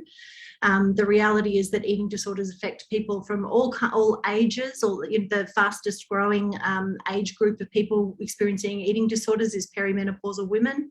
There's a lot more pressure on women now to look a certain way. There's also a very high incidence of eating disorders amongst the LGBTIQ plus communities, and increasing recognition of eating disorders in our Indigenous Australian community. So we really need to be recognising that eating disorders can affect people just like other mental health conditions, affect people from all kinds of socioeconomic backgrounds, all kinds of body sizes. So I do think a lot of the stigma comes from this misunderstanding about what eating disorders are, and also it's also associated with things like weight stigma, there's and the mental health stigma as well. So in many ways, eating disorders are getting a lot more attention now because of the increased incidence than they've probably had for a very long time, and also increased attention from the government since the introduction of the eating disorder management plans, which have enabled people to get access to more comprehensive psychological and dietetic care. So yeah, I think misunderstanding, myths would be a lot of the reasons for the stigma around eating disorders. Right. Thank you very much for that. We have a number of questions actually coming through around, how to speak to teenagers within the household that may be showing some initial signs of some links between mood and disordered eating or eating disorders, or just generally how they're eating and the effect that that could actually have on their mood or their mental health. I think we can all acknowledge it's a very complicated area. The way that we approach people when we talk about mental health conditions is really, really key in many ways to whether or not they're successfully going to move forward with approaching mental health. what would be your recommendations, anyone on the panel, of course, about how to start that conversation, and what are the kind of key things that as parents we could be sharing with our teenagers to help set them up for a good quality of life going forward? I'm happy to speak to the eating disorder part of that. I think I would recommend having a good look at some of the resources available on the website for the Butterfly Foundation. They have a lot of good information about how to have the difficult conversations with family members, with friends, with loved ones. If you are concerned about someone's eating behaviours or someone's relationship with food and with their bodies. So I'd recommend having a look at the resources there, and also the helplines. I mentioned the helpline at Butterfly Foundation and also Eating Disorders Victoria. Part of the role of the volunteers on those helplines is to talk to people about their specific individual circumstances and to give people support around having sometimes those tricky conversations. So it's difficult to make a sort of general statement about what might be helpful. So what I would suggest is to look at the resources and then speak to those kinds of services to ask for specific information based on the individual context. But the main thing I would say broadly is try not to focus on weight, which I've mentioned a number of times already. Focusing on weight and there's, we live in a culture where there is a significant preoccupation with thinness and this idea that thin is better and thin is healthier. And that is generally a really unhelpful message to be really sharing or speaking about in families, in friendships, in culture, in community, in advertising everywhere. So definitely not focusing on weight, but focusing on instead on concerns about someone's well-being or the observable behaviours or mood issues that seem to be apparent for the person as well. Yeah. And this is one of the big reasons my husband and I wrote There's a Zoo in My Poo, because we believe, and our research now supports this, that when you take a focused approach, when you talk about the gut, it's much more concrete. If you think about public health messages for the last 20 or 30 years, they've all been around obesity and body weight and health. And it's just not helpful. As Janet said, there's a huge genetic component for a start in people's body size. We know from all our research that body weight doesn't make any difference. It's not involved in this link between good diet and good mental health. It seems to be quite independent of that. And if you make the whole conversation about people's body weight, they give up because either they lose weight and then put it back on again, or they can't lose it at all. And they feel like failures and they think, oh, well, I might as well just keep eating the burgers.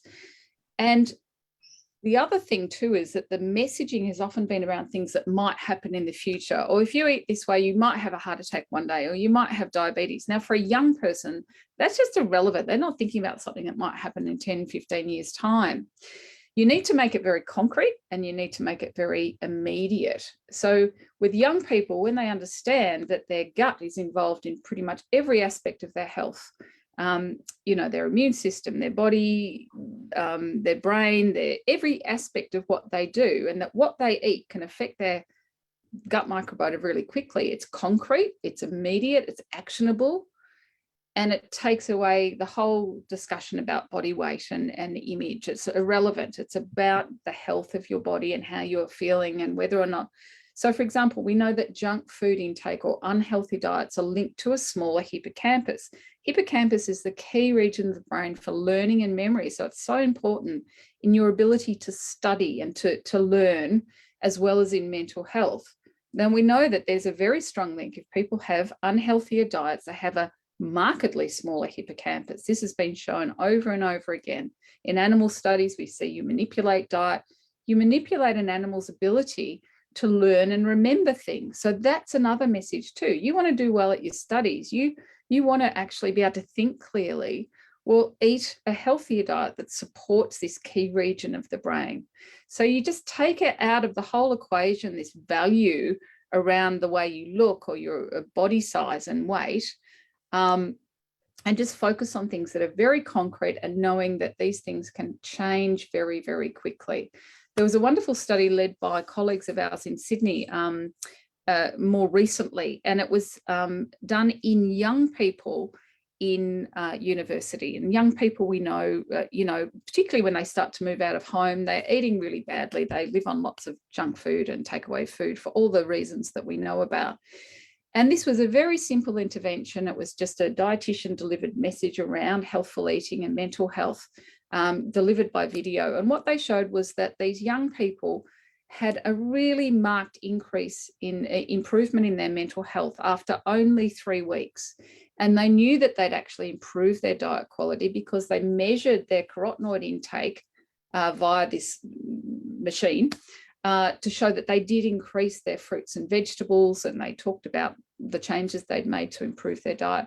So they had benefits within a very short time frame. And this is what we see in the diet microbiota research, that you can change your microbes and their health very, very, very quickly. And the reason I talked about the Michael Mosley program was not about weight loss.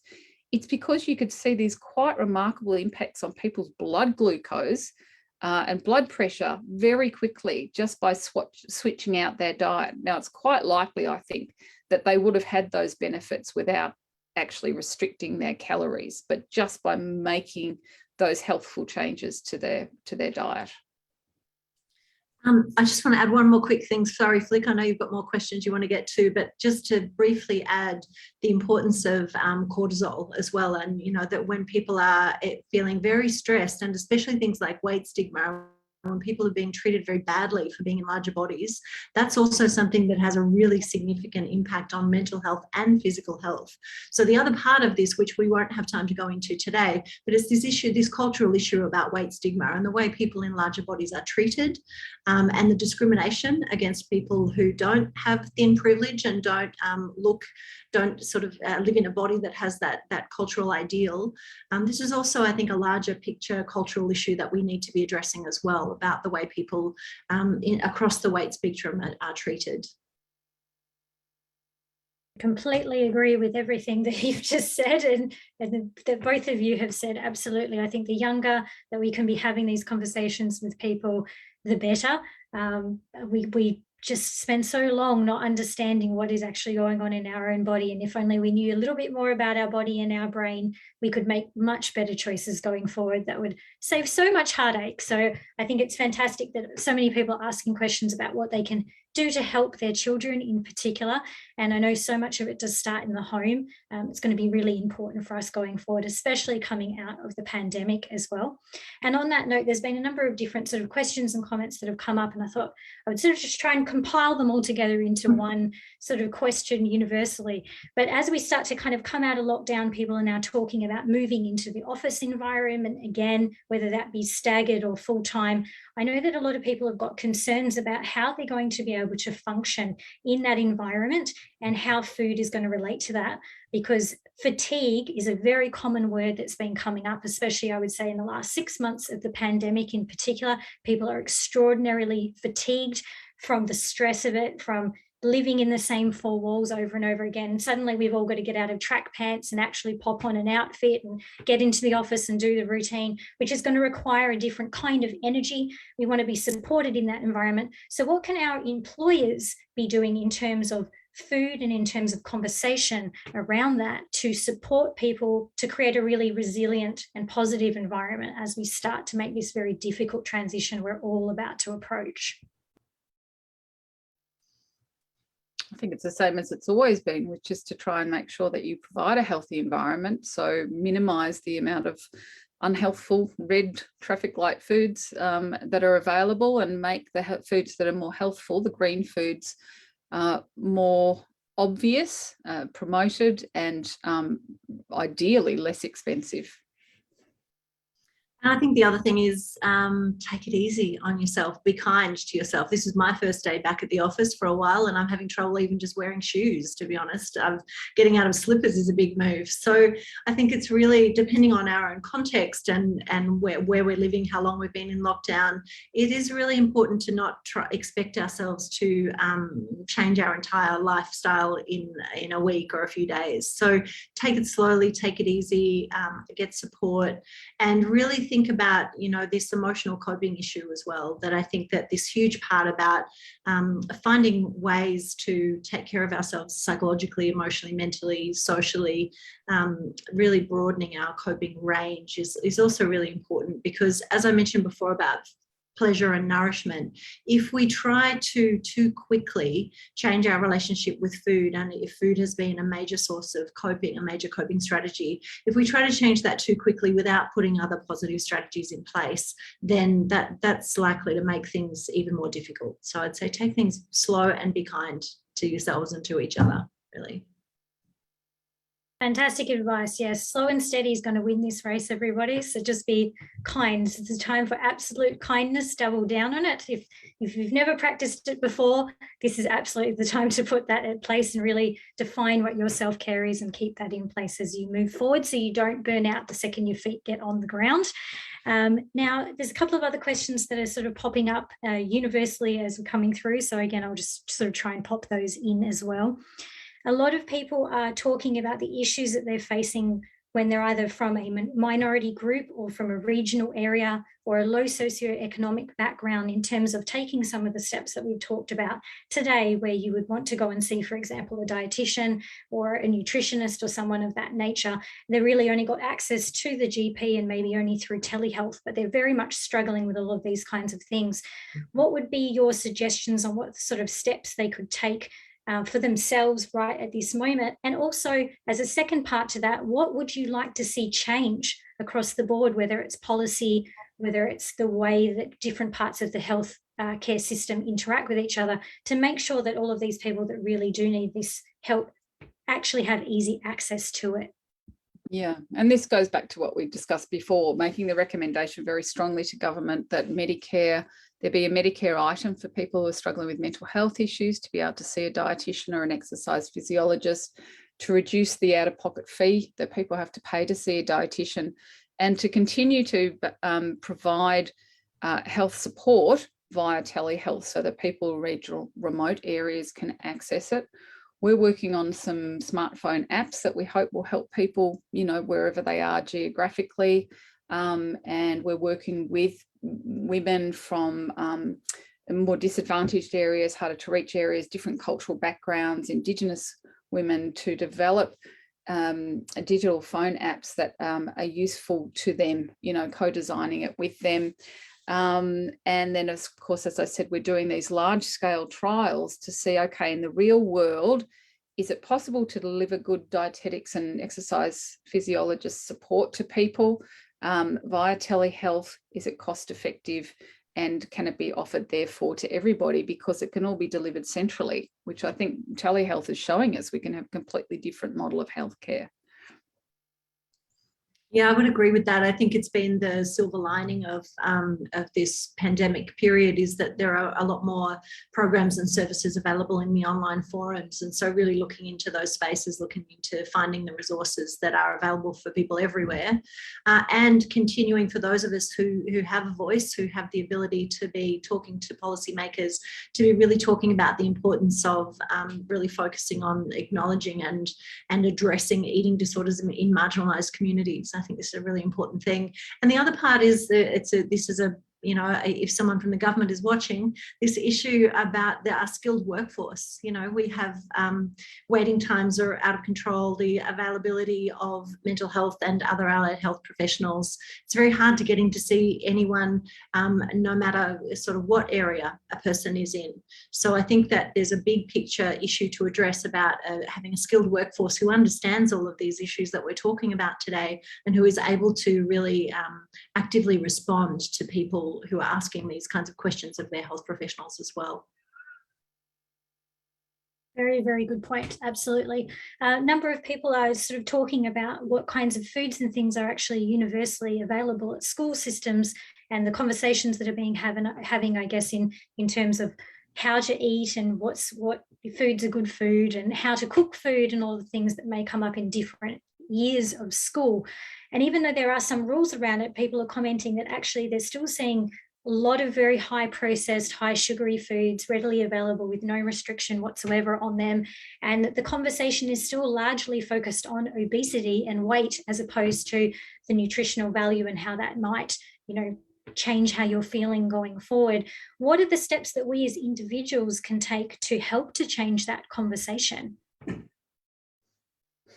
Tricky one. You know, if you're in part of the school system, you ask the executive or the school council to actually look do an overhaul of the foods that are available. And it's tricky because a lot of schools are really underfunded and they use the cafeteria as a form of profit making.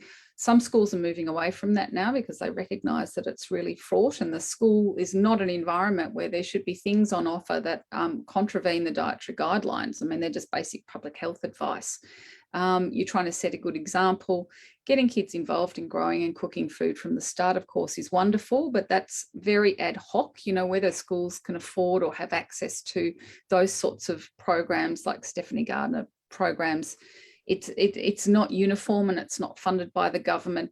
And all of this, of course, is insanely short-sighted. If you know that unhealthy diet is the leading cause of illness and early death because of its impact on heart disease and cancer and diabetes and high blood pressure and these sorts of things, why are we still allowing our food environment to be absolutely dominated by the sorts of ultra-processed foods that we know directly feed into these conditions?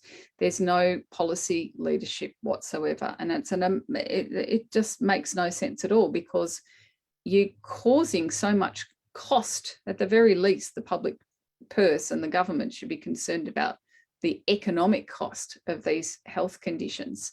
And then when you add mental health to the list and add that in, you can see that the potential cost to the public purse of the ultra-processed food environment is simply massive. So why allow these foods to be presented in schools? Why can't schools and communities have a say in whether McDonald's sets up, shop 200 metres from the school ground? These sorts of things, there's a lack of policy leadership. Absolutely, I completely agree with that. There's so much that we hopefully will change over time, and hopefully so much of what we've discussed today at least empowers us individually to start making those appropriate choices for us and for our children, so that we can begin that well-being bubble at home, which we know eventually spreads out and out and out. We can only control so much of what actually goes on, but anyone that is listening today that has the ability to look at rewriting different sort of policies, or can be talking to heads of school boards, all sorts of things like that, please do use your voice if you're able to, because it's so important that we start to make these changes. We have the knowledge now. Knowledge is great, but until we apply it, nothing's going to change. So it's really important that we certainly do that. Now, as a final question, I know we've got still questions coming in, and I wish we could answer all of them. I apologise, we won't get to all of them immediately.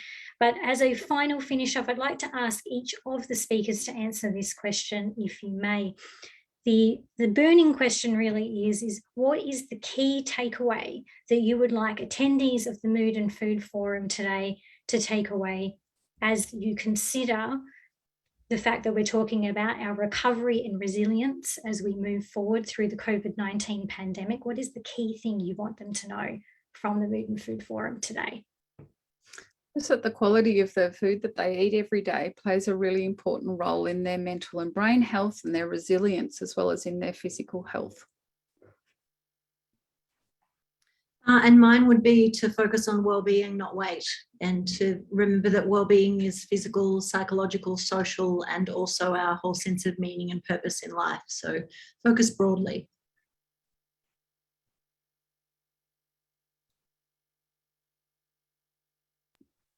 Okay, while we're getting the other speakers online, I guess my takeaway would be to take an individual approach to your health, to learn to really embrace. I know, as Janet was saying before, hand on heart, embrace that human body that you're actually living in and take the time to actually get to know it. The more that you do it, the more empowered you'll be, the more knowledge you'll have about what's working and not working for you, and the better quality of life you ultimately have. So double down on that, love your human self. If one of the other speakers can pop up with your answer, that would be fantastic.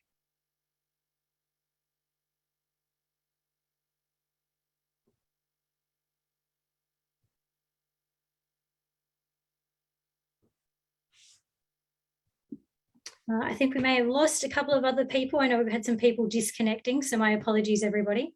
We'll wrap things up there. I do really appreciate the fact that we've had everybody on board today for this fantastic Food and Mood Forum. I know there's so much more that we could probably share as well, and it is a huge topic. I hope, if nothing else, pun very much intended. I hope that this has been food for thought today so that you can go away and start to really think through all of the different aspects. Make sure that you take the time to speak to your healthcare professionals if you do have further questions. There's so many website links and other things that will be shared, and I know that this video has been recorded and will be available, as well as the presentations as well will be available, I believe, in November.